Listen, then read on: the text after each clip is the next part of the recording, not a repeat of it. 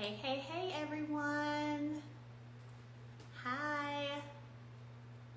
Oh, I see y'all are coming right on in tonight. Perfect. Hey. Aw, hi Derek, I love you more. I see my mom is already on here. Oh, y'all are ready. My Scorpio buddy, yes. Hey. How are y'all doing? Yes, Mel, looking so good. Oh, thank you so much. Hi. Tell me, drop in really quickly where you guys are coming in from tonight. You know, we're about to have an amazing live. All the way from Michigan. Okay, Michigan in the house. Wonderful. Hey. AKAs, my sorors, I see you in the house. How you doing? Looking gorgeous. Oh, thank you guys so much. Memphis, Delaware. See y'all where the snow and the coolness really is. I don't know. West Palm Beach, Florida. Now that sounds more like it. Florida. That's more my cup of tea. Mississippi, Louisiana, Memphis. What's up? Yay. I think it says Bree Daisy. Thank you so much for my first badge tonight. Thank you so much for purchasing a badge. Yay. I also see Prentice. Thank you so much for purchasing a badge tonight. Hey. Cleveland, Ohio. Yeah, see, that's what I'm talking about. I ain't trying to be there, but it's cold up there right now. I already know. Chicago in the house. Hey. Well, listen. I am so thrilled about tonight's live, and I hope you guys are as well. You are my motivation. Oh, y'all are so sweet.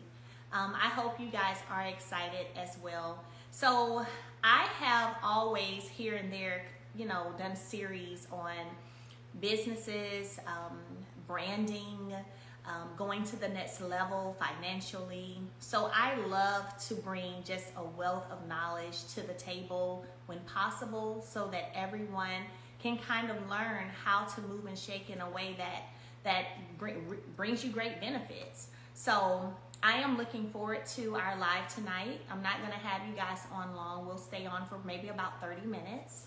Okay. But I am super excited. I think you guys are going to be able to have a great conversation. Hi, Travion. My video man. I see you're in here. Thank you, the Runaway Resume, for your badge. Thank you so much for purchasing a badge. But I think that it's important for us. We're in a new year, 2022, and I'm sure, like most of you, we're all trying to figure out, how do we do better this year? How do we make sure we are moving forward? We're moving our families forward. We're moving the culture forward. But it starts with stopping and looking and actually seeing where we are first, right? In order to understand what we need to do to get to a better place. So that's why I wanted to have this live tonight, so that we can just have a great conversation with someone who, everyone knows Mr. Hill Harper, very good friend of mine. And it's so interesting because it was about a year ago when we first started talking about having, it was actually going to be an in-person event, the State of the Black Culture. However, COVID didn't let up at all. And so it put a hold on it, but we creatively came up with another way where we could still share and present great information that also kept everyone safe. So thanks to social media, right, we are able to do that and connect from all across the world and still share and gain a wealth of knowledge and information. So someone said, we love Hill. I know, right? Love your music. Can't wait to hear more. Thank you. Good deal. So we are, send a request to be in your live. I see y'all. We're just waiting. Let's see here if he sent a request yet to be in. We'll give him a few minutes. Oh, there he is. Yay. He just joined. Yay. Right there. View request. Boom. So we are so excited to be able to bring this in a safe way that keeps everyone safe from COVID and still share a wealth of knowledge, a wealth of forward. as a culture. So now we have none other than actor, actor, philanthropist, author, you know, I mean, Mr. Hill Harper, how you doing? Hello, hello. You look amazing. Look at those beautiful roses. Look at that beautiful smile. It is great to Aw, it is thank great to you. join you. How are you? Oh, thank you so much. I am doing great. You know, it's a wonderful, wonderful Sunday evening. I am super excited about having you on board. My fans and followers and supporters are excited about having you tonight. My DMs have been jumping ever since I made the announcement. So Okay. you We have a we, lot we of got fans. we got it. We're gonna have to give them their money's worth, you know. Absolutely, absolutely. I love it. So I was sharing with them how it was maybe about a year ago when we first started thinking about doing something about the state of the Black culture, but COVID wouldn't let up on us, right? And you know, but thankfully, social media allows us to share knowledge and information with people all across the world and still keep everyone safe. So I thank you for giving us your time tonight, and just looking forward to having a great conversation with you. Well, let me say this. You know, I'm so honored to have this conversation and Mm-hmm. so happy for you to suggest it. And you know, listen, I'm going to give you, you already have flowers next to you, but I'm going to give you some virtual flowers. You know, you represent class, you represent intelligence, you represent strength Oh, as an thank you. incredible mother, businesswoman, just a Black excellence, and you represent all of that. And so Oh, thank you. I'm so appreciative of you and the greatness that you represent, and happy to be able to have this conversation. Awesome. Oh, that's so sweet. Thank you so much. Thank you. Well, let's get right into it, right? So here we are, we're in 2022, and we all make all of these wonderful resolutions and have all these ideas about things we want to accomplish, things we want to do better when it comes to a new year. When we talk about the Black culture, I think it's important for us to first talk about where we've been in order Yes. for us to understand where we're going, right? So my first question to you is, how do you think we can utilize the history, for example, of certain instances like Black Wall Street, right? How can we use the history of those to help us, those types of things to help us move forward and grow and be even better as we're moving towards the future? Well, you know, that's a great question. It's something I've been talking with a number of friends about, because there's a reason why there's a movement against accurately telling history. Because what happens if you Mm-hmm. if you tell people, or if you change the history, if you say, oh, you didn't experience generational trauma, and we're not actually going to teach people about it, yet that trauma was done and it still happened, it's an attempt to erase the truth. And so for me, Mm. what I like to do is borrow from the best of history. And I'll give you a real quick example. I haven't actually told this story publicly. So I bought a historic home in Detroit, one of Detroit's more famous historic Mm-hmm. homes, and I've been renovating it for the past number of years. And then I let a Mm. charity use it for a big charity event, and there was, you know, when it was finished, for people to be able to come and tour it, and there was a line out the door down the street, and then there were some neighbors who were handing out pamphlets saying, "Witness the destruction of the Fisher Mansion." Mm. And I was like, what are you talking about? And this person Yeah. basically said to me, oh, we've heard that you've done renovations in the home, and you've changed things in the home, and you've updated, and you've torn down some walls. We are purists and historical purists, and we think it should be just like. And I said, listen, let me stop you right there. I said, if I kept the pure history of the home, I wouldn't be able to walk through the front door. I'd have to come through the servants' quarters in the back. And so I own the house Yeah. now, and I'm going to walk through the front door. Yes. And so Yes. we're going to keep the best Amen. of what is Mm-hmm. history, right? I Yeah. said everything in that home that is beautiful history has been preserved and actually updated. but then we're going to get rid of the history we don't. So I took the servants' quarters and I blew out the walls to make bigger rooms because I didn't like those little rooms in the back. You know, those types of things. Yet all the beautiful woodwork I've restored beautifully. And so that's the way I think we should think about history as a metaphor. And that's why I called my business the Black Wall Street, the digital wallet that you mentioned, because to me, from 1905 to 1921, when 1905, when O.W. Gurley purchased 31 blocks off the railroad tracks in Tulsa called the Greenwood District, did something really incredible. And remember, there were many, many Black Wall Streets in our history. It wasn't just Greenwood and Tulsa. We had Bronzeville in Chicago, Paradise Valley and Black Bottom in Detroit. We had Harlem, USA, Wilmington, North Carolina, many communities throughout Virginia, Rosewood, all of, you know, so it was all there. And so, but this is what's so interesting about those communities. To me, there were three distinct pillars that created the wealth effect in those communities. And here's my son, Pierce, who's going to say hello real quick. He wanted to pop in on us. Hey. Hey. Pierce always has a smile, I'm telling you. Pierce he is. And so, Pierce, we're talking about the Black Wall Street. And so here are the three distinct pillars that I believe created the wealth effect in those communities. Pillar number one, Melody, was institutional ownership. There was an emphasis on us owning our own businesses, our own homes, our own real estate, our own property, our own investments. Pillar number two, institutional and personal trust. We trusted each other to transact with each other.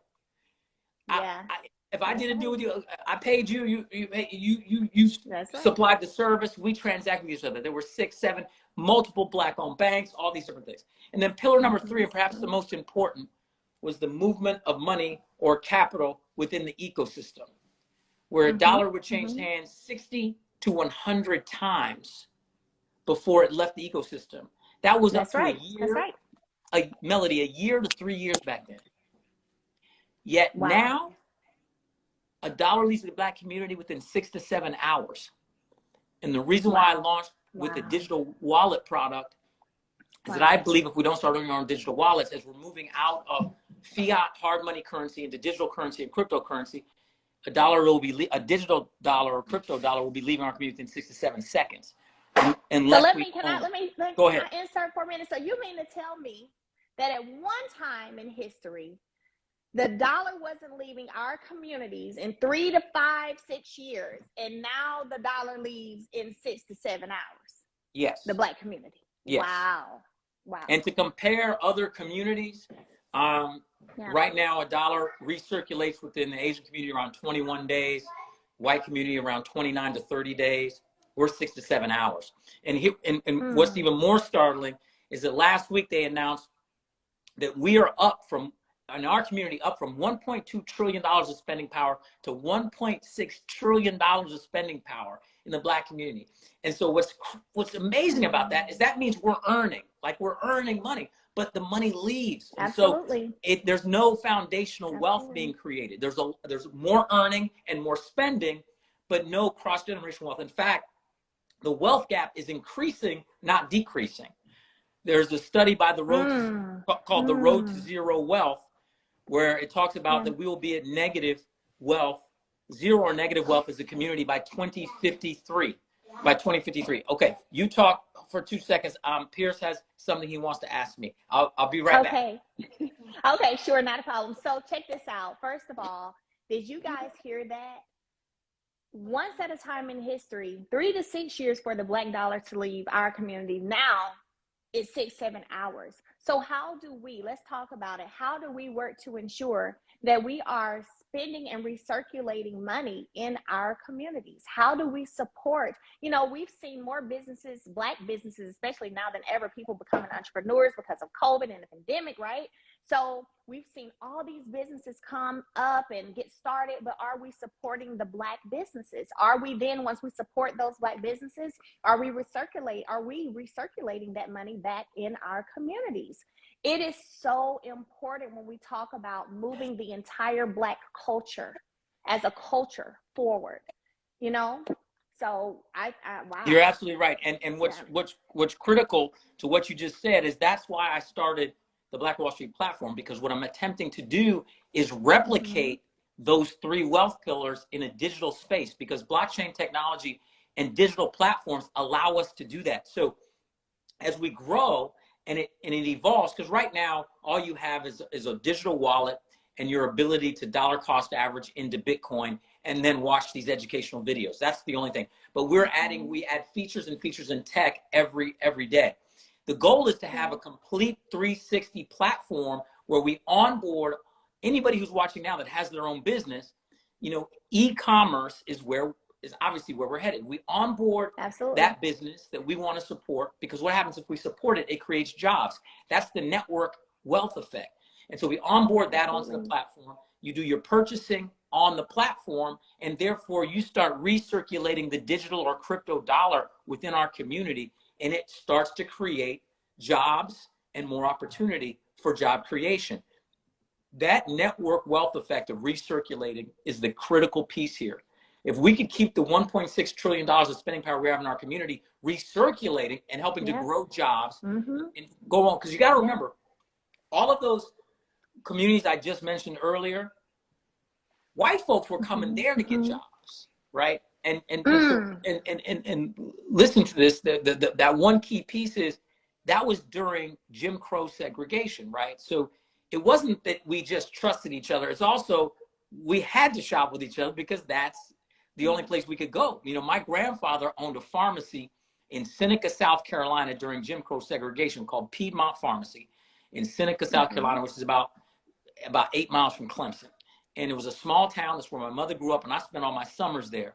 That's why I have a little Southern accent. Sometimes it comes out, you know, because I know you're from Alabama, so you know something about some Southern accent. So, absolutely. But here's the deal. For me, I saw him as a Black business owner having people come with chickens, potatoes, and he's giving them prescription medicine, serving the community. And that's when, back then, folks, well, obviously before my time, but when he started the actual business, you couldn't go to Rexall or Walgreens if you were Black. You had to go to Piedmont Pharmacy. And so now CVS, Rite Aid, etc., the modern version of that. But the point is that we can still replicate that, y'all, on a digital platform. And it's not just about race. Let's be very clear. It's about who you want to support. Every time you spend your money, you are voting. That's it. Every time you spend a dollar, a digital dollar, the way you spend, what you do with it, you're voting. Whoever you're spending it with, you're supporting them. And they use that money to invest it into other things that they support. And so we have to start thinking the same exact way. If there are policies and corporations that clearly don't have your back, why are you going to shop? Are you supporting? You're going to give them money. Absolutely. Exactly. And you know what's so interesting? I think that when there are certain things brought to the light and when there are certain tragedies that happen, like Breonna Taylor, for example, right? Everyone emotionally start to move off of emotions, and it becomes, you know, we support Black businesses maybe for a week or two, and that's all we're buying from is Black businesses. We're on this whole, I'm supporting my people, but it's about the consistent support of that. So when those emotions die down from different tragedies and different things that have made the media and social media included, when those emotions kind of die down a little bit and you're not as emotional, what are you doing after that? Are you still supporting the Black businesses in your community? You know, because it's one thing for a Black business to get a influx of revenue in a week or two, and then it's another thing for that revenue to leave because people ain't still coming 2-3 months later, you know? Yes, but I think the onus is still on us as entrepreneurs and as tech founders and startups to make it as easy and friction-free as possible to support. Because to your point, if you poll our community and say, hey, if you were given the choice, would you support a Black business? The answer is 99% yes.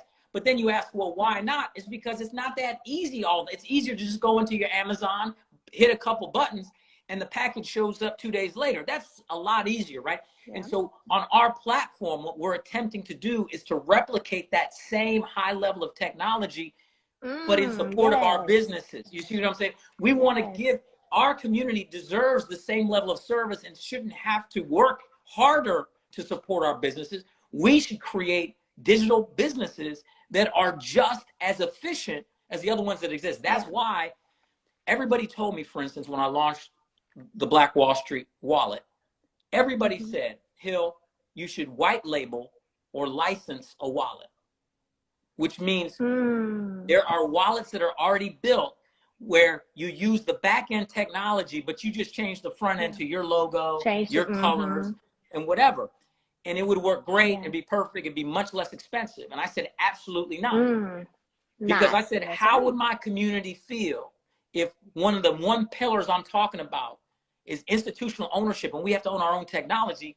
If they pulled up and looked under the hood and said, well, shoot, Hill's talking about ownership, he doesn't even own it. Wallets are us. That Silicon Valley company owns his wallet. And what's happened is that there's been more friction points. When you build your own, you own it, but that's also harder, you know? And so people are like, dang, Hill, this isn't as fast as Cash, or, you know, it's not as Cash App. Cash App, they're a multi-billion-dollar company, right? And so we will get there, but we try to add the features every week, every 2 weeks, we're updating it, and we're relying on the audience and the user to give us positive feedback. We have to be patient with our businesses. We have to, and that's one thing that doesn't happen. To give feedback. And that's one thing that doesn't happen when it comes to supporting, you know, Black businesses, is one thing go wrong and we're all on the internet and we're putting it out there and have so much to say. But then you can have like a Walmart or a Target, and there can be something your order didn't arrive the day they said it was going to arrive, and you don't go blast them all over social media. You know, it's kind of like we're very quick to judge one another and to try to hold each other to a certain standard when we're the culture that are hundreds of years behind of the others because we was enslaved for years. You know what I'm saying? So it's like that grace and that mercy. We don't want to extend it to each other. And that, but you know, but that has been fed into us over the years to convince us. For instance, I don't believe that I'm in competition with anyone from my community. They can have the same business, the same type of business.